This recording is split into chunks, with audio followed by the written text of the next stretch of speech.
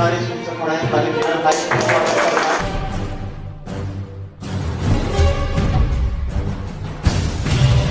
शिक्षा जो है सबसे अहम जरूरी है। आप लोग बहुत सारे नारा भी लगाते हैं कि आधे रोटी खाएंगे फिर भी स्कूल जाएंगे। तो हम लोग जो आज इकट्ठा हुए हैं कि हमारे बीच में जो बच्चे पढ़ाई छोड़ दे रहे हैं उसको ड्रॉप आउट जिसको हम लोग कहते हैं या छीजन कहते हैं, उसको रोकना है। और रोकना आप ही लोग की जरूरत है। बिना आपके जितने भी यहाँ हेडमास्टर है, अगर वे जब तक सहयोग नहीं करेंगे, जो हमारी मिशन है कि शिवहर की ड्रॉप आउट को जीरो ला देना है, या हमारे जिला पदाधिकारी महोदय का ये ड्रीम प्रोजेक्ट है और उसी के तहत हम लोग हर ब्लॉक में या जिला लेवल पर कार्यक्रम कर रहे हैं। तो हमारे जो अनुमंडल पदाधिकारी महोदय हैं काफी शिक्षा प्रेमी भी है। तो क्या क्या आप लोग को विभाग से फायदा हो रहा है, पढ़ने से क्या फायदा है? जैसे कि सभी आप लोग जानते हैं कि जो भी हम लोग का एजुकेशन है बिल्कुल फ्री है। यहाँ तक एक टाइप का खाना भी फ्री दी जाती है और जितने योग्य टीचर है वो हमारे सरकारी स्कूल में है। लेकिन दुख की बात है कि हम लोग अपने बच्चे को प्राइवेट स्कूल में भेजते हैं। अच्छे अच्छे स्कूल के टीचर डीएवी हो या जो भी बढ़िया स्कूल है, अगर उनके टीचर को सरकारी स्कूल की नौकरी मिलता है तो ये नौकरी छोड़ के हमारे सरकारी स्कूल में ज्वाइन कर लेते हैं। तो हमारे सरकारी स्कूल का क्रेज है कि जो भी टीचर है काफी विद्वान है, ज्ञानी है, बड़े बड़े स्कूल छोड़ के आते हैं। लेकिन दुख की बात है कि हमारे बच्चे प्राइवेट स्कूल में जाते हैं, क्योंकि हमको या हमारे समाज को विश्वास नहीं है कि हमारे जो टीचर हैं वे काफी जानकार हैं, वे अच्छे से बच्चों को पढ़ा नहीं सकते हैं। तो इसी मिथ्या को तोड़ना है और काफी प्रचार प्रसार करना है कि जो भी हमारे टीचर है योग्य हैं। आप सभी जो भी यहाँ पर अभिभावक करना है पूरे विश्वास के साथ सरकारी स्कूल में भेजिए और हम लोग जो है अच्छे जो क्वालिफाइड टीचर है उनसे बच्चों को पढ़वाएंगे। उनको फ्री में किताब मिलेगी। किताब भी पहले किताब का पैसा जाता था, इस सब किताब भी आ रही है।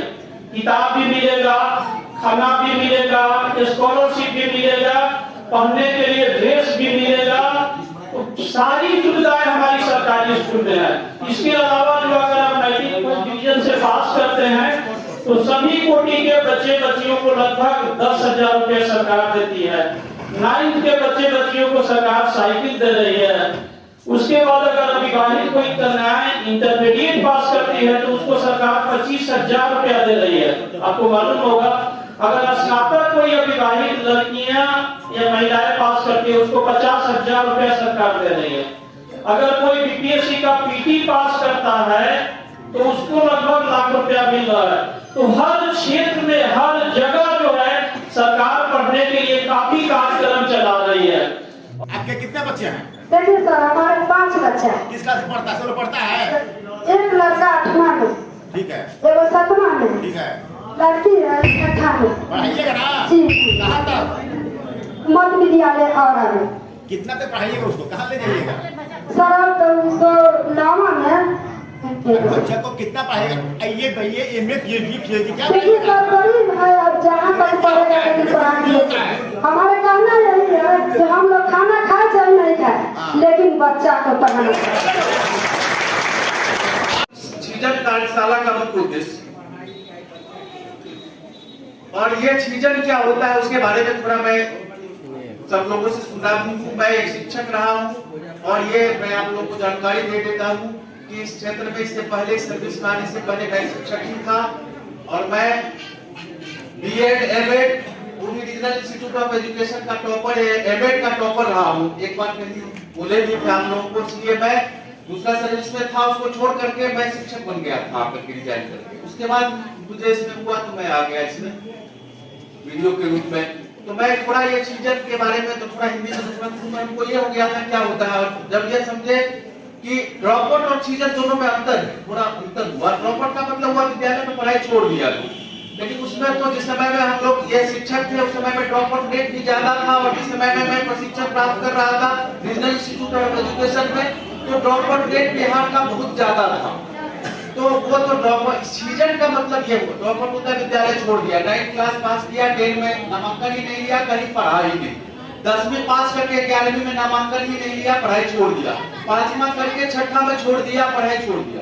ये छीजन का, ये दोनों में थोड़ा बहुत अंतर है। छीजन का मतलब हुआ नामांकन तो लेता है, विद्यालय में उपस्थित रहते हैं कुछ लोग, अलग बात है परीक्षा में भी अनुपस्थित रहते हैं। इसका मतलब वो अन्य विद्यालय में क्लास करने के लिए नहीं आते हैं या छोड़ देते हैं, बीच में पढ़ाई छोड़ दिए। लगभग 62 से हमारे परिवार को इस पंचायत को संचालन करने का सौभाग्य प्राप्त हुआ है। 2001 से मैं किसी न किसी रूप में, मुखिया के रूप में अथवा मुखिया के प्रतिनिधि के रूप में मुझको सेवा करने का सौभाग्य आप लोग के बीच प्राप्त हुआ। आज निश्चित तौर पर मैं अपने आप को गर्व महसूस कर रहा हूं। ये कार्यक्रम हमारे पंचायत के अंतर्गत हमारे पूर्वजों के कर्म भूमि के सभागार में रखा गया है। आज एक कार्यक्रम का मुख्य उद्देश्य हमसे पहले बहुत सारे वक्ता इस पर प्रकाश डाले हैं कि किसी भी विद्यालय में कैसे बच्चे को पढ़ाई लिखाई में अवसर किया जाए, उसके माता पिता को कैसे मोटिवेट किया जाए कि वह समय पर बच्चे को तैयार करके विद्यालय भेजे, उसको अन्यत्र कार्यों में नहीं लगाए, नामांकन यहाँ कराकर कहीं प्राइवेट जगहों पर उसका शिक्षा का आदान प्रदान न कराए। यही पर सारी व्यवस्था जब सरकार के द्वारा हम लोग के बीच दी जा रही है तो निश्चित रूप से उस व्यवस्था का लाभ उठाया जाए। और इसी के लिए हम लोग एक जगह पर एकत्रित होकर इस कार्यशाला के माध्यम से विचारों का आदान प्रदान हम लोग कर रहे हैं कि हम लोग भी यही पर सरकारी विद्यालयों में शिक्षा ग्रहण करके आज जहाँ जिस रूप में है आपके बीच है। यहाँ पर बगल के सर्वोत्तम प्राथमिक विद्यालय में हम लोग पढ़ते थे और घर से झोला में बूढ़ा लेके जाते थे और कुछ किताब सरकार से द्वारा दिया जाता था और कुछ अपने से खरीदते थे, नहीं मिलता था आगे वो चले जाते थे। हमसे जो सीनियर क्लास के बच्चे थे उनसे अधिया पर खरीद लेते थे और वहां पर जाके हम लोग पढ़ते थे। क्यों, कैसे कैसे रोका जाए, बहुत सारी बातें आई। जनप्रतिनिधि की तरफ से नीरज जी ने भी अपनी बात रखी, उनका कहना जायज है, सबको हक है अपनी बात रखने का।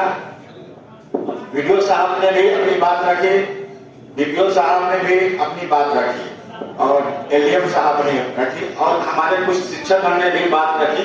डीडी सर नहीं आए थे उसके पहले। जिसका जो रोल है उस रोल को अच्छे ढंग से प्ले नहीं कर रहा। प्रॉब्लम क्यों हो रहा है? शिक्षक हैं, मेरे काम नहीं कर रहे हैं, अभिभावक हैं, वो भी अपने रोल से परे हट जा रहे हैं, समिति के जो मेंबर हैं वो भी अपना काम नहीं कर रहे हैं, हम भी अपने रोल को 100% नहीं कर रहे हैं। इसलिए 100% बच्चे हमारे आगे स्कूल में नहीं जा रहे। मतलब यह है कि सबको बताना पड़ेगा कि एजुकेशन का क्या महत्व है। और बात यहाँ पर आती है, लोग कहते हैं, अभी बात आ रही थी कि अशिक्षा को शिक्षा में बदलना है, तो बात अभी माता बहनें बात कर रही थी कि कुछ गरीबी है। गरीबी है तो नासिर साहब बता रहे थे कि सरकार द्वारा 0 से लेकर पीएचडी करने तक बहुत हर एक स्टेप पर राहत कार्य यानी कि छात्रवृत्तियां दी जा रही है। पढ़ाई निरंतर सीजन छूमंतर कहाँ से शुरू हुआ इसका थोड़ा सा हम इतिहास बता दें। तभी हम नए आए थे, दिसंबर एंड में हम योगदान किए। जनवरी में जिला पदाधिकारी ने हमें और शिक्षा विभाग के पदाधिकारी डीपीओ और डीओ साहब को बुलाया और उन्होंने चिंता व्यक्त की कि इस जिला में लगभग 20-22% छीजन है, ड्रॉप आउट है, 8वीं से 9वीं में और फिर 10वीं से 11वीं में जाने में बच्चे कम नामांकित हो रहे हैं। तो उन्होंने एक कोर ग्रुप बनाया और हमें ये टास्क दिया कि विधि साहब इसको आप देखिए कि और ये जो आप देख रहे हैं ना, पढ़ाई निरंतर छीजन छूमंतर, ये हम लोग का उपज है, हम सभी लोग के टीम के जो 4 मेंबर्स हैं, हो सकता है कि ये स्टेट लेवल पर भी चला जाए। तो इस बिंदु से हम लोग शुरू किया और प्रयास करते रहे कि किस तरह से जाकर हम अभिभावक से सीधे संपर्क में आए और कारण जाने की क्या वजह है जिसकी वजह से ड्रॉप आउट होता है। तो जैसा अभी सभी वक्ता काफी प्रखर वक्ता रहे, हम बड़े ध्यान से सब कुछ सुन रहे थे, अच्छा भी लग रहा था। वीडियो साहब से शुरू हुआ, एसडीओ साहब ने खत्म हुआ, सब लोगों ने कुछ न कुछ इस तरह की इंपॉर्टेंट बात कही है जो दिल को लेने की बात है। तो सबसे पहले तो अभिभावक की बात करें कि क्यों बच्चे नहीं जा रहे, क्यों हम नहीं पढ़ा पा रहे, इसमें कोई संसाधन बीच में नहीं आता है। आप कहेंगे कि सर हमारे पास पैसा नहीं है, हमारे पास कमरा नहीं है, हमारे पास मकान नहीं है, हम बच्चे को कैसे पढ़ाएं? नहीं, ये सब कारण नहीं है। एक वजह है, एक कारण है, वो है तत्परता, जिसको इंग्लिश में हम लोग एटीट्यूड कहते हैं। जैसे ही आप तत्पर हो जाएंगे कि हम बच्चे को पढ़ाएंगे, कोई ताकत आपको रोक नहीं सकता। और आज की कार्यशाला में ये ठान के जाना है कि सभी बच्चे को, चाहे जिस हालात में हो, हम बच्चे को पढ़ेंगे। कि कहां से कहां, कटिहार का एक बच्चा, नाम नहीं याद आ रहा, अभी यूपीएससी में टॉप करके निकला है, वो भी बहुत सावधान कर रहा है। तो बिहार की अपनी एक गाथा है, सब लोग जानते हैं, और अभिभावक गण तो है ही है। दूसरी तरफ हम शिक्षक की तरफ आए तो शिक्षक बंधु से हमारा आग्रह होता कि आज के दिन में हम लोग को रोल मॉडल बनना होगा। रोल मॉडल, अब रोल मॉडल कैसे बनेंगे भाई? तो बहुत सारी क्वालिटीज हैं, जैसे कि आपके बच्चे, जैसे इन्होंने बताया, सबने ने बताया, हम भी सरकारी स्कूल से पढ़े हैं, पटना के सरकारी स्कूल से पढ़े, अच्छा से पढ़े, और एक आदर भाव हुआ करता था गुरु जी के प्रति। आज भी मिलते हैं तो चरण स्पर्श करके ही प्रणाम करते हैं उनको। तो ये आदर को आपको अर्न करना है। अब ये कैसे करेंगे ये हमें बताने की जरूरत नहीं है, आप खुद सक्षम हैं। सबसे पहले अनुशासन शब्द आता है, पंक्चुअलिटी आता है, और अपग्रेडेशन ऑफ स्किल आता है। बच्चा जिस दिन आपको रोल मॉडल मान लिया कि ये शिक्षक हमारे रोल मॉडल हैं और हम इन्हीं की तरफ बनना चाहेंगे, आप समझ लीजिए कि यू आर ओके, आप अपने कर्तव्य के प्रति ओके हैं। अगर आप अपनी ड्यूटी से या हम अपनी ड्यूटी से कहीं भी स्केप करेंगे तो हमें अंतरात्मा को ही जवाब देना होगा और किसी को नहीं। हम सबको धोखा दे सकते हैं लेकिन अपनी अंतरात्मा को धोखा नहीं दे सकते। एक बहुत पुरानी, जब कॉलेज जाते थे, साइंस कॉलेज आते थे साइकिल से, इनकम टैक्स के पास बोर्डिंग लगा हुआ था इंग्लिश में, you can drive the whole world but you can drive your conscience. तो you have to give answer to your conscience. Role model, अब जैसे रोल मॉडल बन जाएंगे, समय अगर 10 बजे से विद्यालय है तो अगर आप 10 मिनट पहले आ जाते हैं तो दूसरे शिक्षक सोचेंगे कि प्रधानाध्यापक इतना सुबह आ जाते हैं, हर कहना है कि लेट, तब तो हमको 9:30 में आना होगा। ये धीरे धीरे होगा, it's a very slow process. एक दिन में नहीं होगा, पति का स्विच दबाया बल्ब जल गया। आज संसाधन में हम लोग को गर्व होती है कि विद्यालय कितने अच्छे स्थिति में आ गया। सब विद्यालय में पंखा है, बिजली है, फर्श है, टेबल कुर्सी है, अच्छा लगता है। बिहार अपने प्रगति के पथ पे। और कल हम लोग एसडीओ साहब सब लोग जान रहे हैं कि कल बिहार दिवस है, और उसका भी एक पंच लाइन है, युवा शक्ति बिहार की प्रगति। युवाओं को हम लोग को बल देना है। आज हमारा भारत G20 की अध्यक्षता कर रहा है, तो निरंतर हम लोग आगे बढ़ रहे हैं, लेकिन बिहार की जब बात करें तो 20% ड्रॉप आउट, ये बहुत चिंता की बात है। तो माताएं बनने से अनुरोध है कि आप जाने की क्या कारण है, बच्चे क्यों नहीं जा रहे हैं। ये 20% संख्या आपके घर से एक बच्चा नहीं जा रहा है, ये एक लगेगा कि ये नहीं पढ़ेगी तो कोई बात नहीं, शादी ब्याह कर देंगे, नहीं। बेटा बेटी कोई भी हो, दोनों एक है, दोनों एक समान है, दोनों में उतनी आपको प्रसव पीड़ा हुई है, दोनों को एक नजर से देखना है, दोनों की एक तरह से शिक्षा देंगे, कोई असमानता का भाव नहीं रखना है। तो ये भाव जब आपके अंदर आ जाएगा तो आपको रास्ता ऐसे ही बन जाएगा, ऐसे ही बन जाएगा कि किस तरह से पढ़ना है।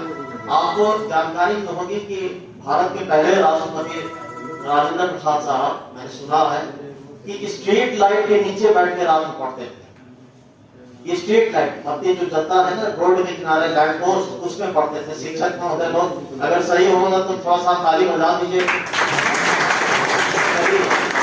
तो ये जान और एकाग्रता इतनी थी कि सामने से बारात गुजर जाता था, हमको पता नहीं चलता था कि बारात गुजर गई।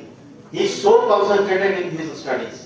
So this is the 7th degree of concentrated we are looking from the students. इससे बड़ी बात क्या होगी? सब उदाहरण मेरे हाथ में। तो हम बहुत निरंतर इसमें प्रयास करें, सभी शिक्षक लोग, नसीम साहब, एडीएम साहब, एवरी स्टेप पे हम लोग तैयार हैं आपके सहयोग के लिए। आप केवल फ्लैग कीजिए। अगर बच्चे अच्छे जगह जाते हैं तो हमें बड़ी खुशी है, कोई दिक्कत नहीं है। अगर आप सक्षम है कि हम सरकारी विद्यालय से उठा के हम पटना के किसी बेहतर स्कूल में डाल दें, नवोदय विद्यालय में डाल दें, कस्तूरबा गांधी विद्यालय में डाल दें, बहुत अच्छी बात है और आपको रोकना भी नहीं चाहिए। हमारे समय में नेतरहाट विद्यालय होता था जो कि बड़ा एक लगता था जिसमें हो जाएगा तो आपकी जीवन संवर जाए। सैनिक विद्यालय होता था तिलैया। तो ये सब एक विद्यालय था, आवासीय विद्यालय, जो कि एक अपने मुकाम तक पहुंचा हुआ था। मतलब hats off to the teachers. और हम भी सरकारी स्कूल से पढ़े हैं, पहले मिनल हाई स्कूल से पढ़ा, अभी चौधरी देवी पद उच्चतर माध्यमिक विद्यालय संभवतः उसका नाम हो गया है। जदयू कार्यालय के ठीक सामने जो बड़ा सा मैदान है। I still remember I 82 में मैट्रिकुलेशन की वहाँ से हमारे निकला और वहाँ के मतलब 5 सेक्शन में मैं प्रथम आया था। तो प्राउड मोमेंट फॉर मी 1982। तो हम कहना ये चाहते हैं कि सरकारी विद्यालय खराब नहीं है किसी मामले में, और हम और आप मिलकर इसको और बेहतर बना सकते हैं। रोल मॉडल तो बनना पड़ेगा। We have to be a role model। हम अपने पूरे पढ़ाई के, अब हम लोग जाते हैं तो ये नहीं देखते कि कौन शिक्षक अनुपस्थित है कौन प्रेजेंट नहीं। पहले हम लोग जाते थे जब वीडियो थे तो जाते थे देखते थे वो इतना शिक्षक नहीं है, क्रॉस करो, सो क्रॉस करो, कार्रवाई करो। अब हम लोग जाते हैं तो we see the quality of education being given by the teachers। भैया क्या पढ़ा रहे हैं आप? तो हम भूगोल पढ़ा रहे हैं, भूगोल में क्या पढ़ा रहे हैं? हम स्टूडेंट की तरफ बैठ जाते हैं, जैसे आप बैठे हैं वैसे बेंच पे बैठ के आप पढ़ाइए 7वां 8वां का भूगोल क्या है। उसमें से मैं कुछ प्रश्न पूछता हूँ। देखिए यूपीएससी और बीपीएससी की जब आप तैयारी करते हैं तो आपको सब चीज सब्जेक्ट की जानकारी हो जाती है, इतिहास, भूगोल, साइंस, विज्ञान, आर्ट। तो उसमें से कुछ शिक्षक लोग अच्छे होते जवाब देते, कुछ लोग करवा जाते हैं। तो निरंतर अपडेशन की जरूरत है शिक्षक में। बस इतना ही। छोटी बड़ी खबरों के लिए आप एनएच न्यूज चैनल को सब्सक्राइब करें, लाइक करें, शेयर करें, कमेंट का हमें सुझाव जरूर दें। हम आपके सुझाव का स्वागत करेंगे। धन्यवाद।